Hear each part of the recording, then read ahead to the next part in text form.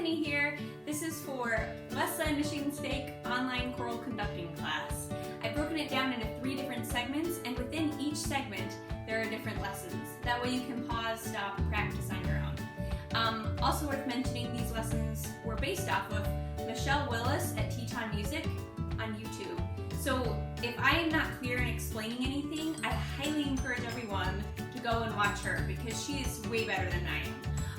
So within this first part, we will be talking about the conductor's starting stance, the conductor's window, also the Ictus and basic patterns.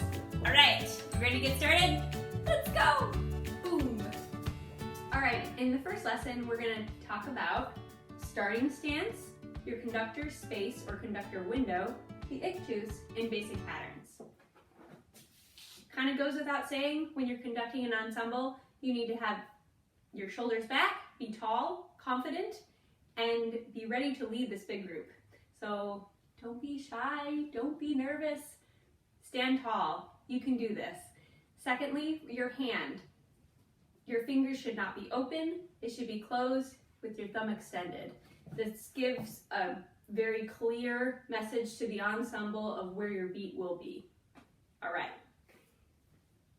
right, now we're going to talk about the conductor's window. When you're leading a big congregation, normally you just see the conductor just leading like this. An ensemble is different. You got a lot of room from the top above your head to your waist and out to the side. So for the first exercise, I want you to just pretend like you're a mime in a box, and we're going to take our hands and we're going to trace the window in the space that you have available to you. So here's your hands in front of you. We're going to go up here, down here. Doesn't matter if your hands are up or down, whichever way you want. Let's trace that window again. You can go above your head, out to the side, down to the front, back to the bottom, and together. All right, so you have this space. You have all of this space, and you got this space. So now, I'd like you to practice this part in front of a mirror. You're the mime in the box, and you have your hands. Just practice going up and down with your hands and washing the windows right here, okay? Just practice that you have all of this space right here. And now that you have this done, we're gonna go side to side. You have all this space here too. So you're practicing this, okay? Now, when you conduct, you use your right hand to conduct the meter and your left hand to give any signals to your ensemble, right? Tall vowels or bigger or less. And so you kind of need to use both hands. So what we're going to do is I will use my left hand because this is like a mirror, and you use your right hand, assuming you're right-handed. So I'm going to use this, go up and down right here. And now it's kind of like rubbing your head and patting your belly at the same time. We're going to throw in, I'll stop here, and now we're going to do this side, your left hand. This. Whoa. Out and in and out and in. Now we're going to do it together. You ready? Here we go. Up and down, out and in. Just do it a couple times in the mirror. I know it feels funny, but get over it. Conducting feels funny anyway. So there you go. Do a couple of times. Now try the other hand. This is my right hand, so it's my dominant. Can you do your left? It's kind of harder. And I think. So this is defining your space. You have a lot of room to work with, especially when you're like forte, you're gonna be going out here, up tall. You just gotta remember you've got a lot of space to work with. All right, next part is the Ictus. I know that's kind of a fancy, funny name, but that is simply the term for the beats. Your 1, your 2, your 3, and your 4. Without an Ictus, if you don't use Ictus in your conducting patterns, then it's going to be mushy and like jello. And you want it to be really clear so that way your ensemble can follow you and the pianist and the organist can follow you. So you need to make a very clear definition of where the Ictus is, meaning where does the beat lie on these little imaginary dots. Going on to the next section of basic patterns, in our 4/4 time, if you look at this, it's a little bit different than what you see at the back of the hymn book.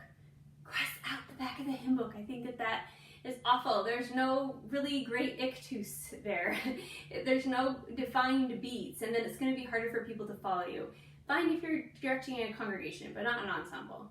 So here I have in 4 in front of core. Just remember that when you start a 4 pattern, it comes in front of your body first.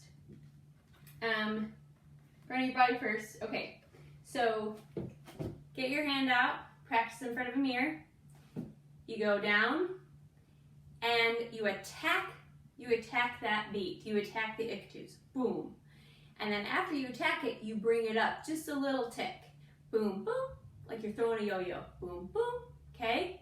And then you go to the next beat. Boom, boom, and then to the next beat. Boom, boom, and then to beat 4. Okay, so instead of going like this, we're gonna be really clear. It's gonna be like a band drum major. 1 and 2 and 3 and 4. And the rebounds here, boom, boom, you heard me say that. It's helpful when you're directing syncopation or like dotted eighths or dotted quarters. There's just a little bit more clear definition. So the rebound is actually the and of the beat. 1 and 2 and 3 and 4 and, okay?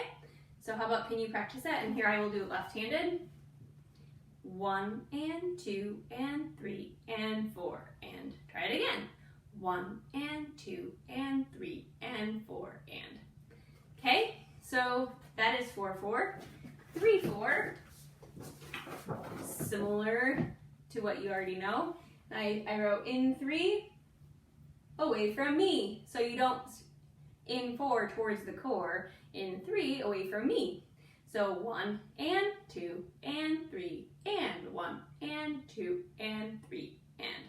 You're bouncing a ball, you're throwing a yo-yo, however you want to think of it, but 1, 2, 3. That way, when there's syncopation, it's easier to show your ensemble that. Also, in 2 or 6/8, same thing. In 2 is also away from you.